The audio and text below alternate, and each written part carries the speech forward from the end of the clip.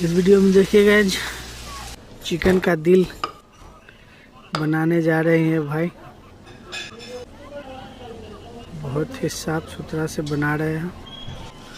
Last तक देखिएगा, अच्छा लगेगा।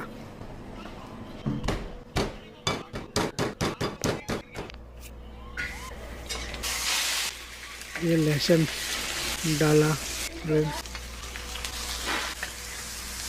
सबको एक में मिक्स करके हरी मिर्च डाल के देखिए क्या बेहतरीन फ्राई हुआ।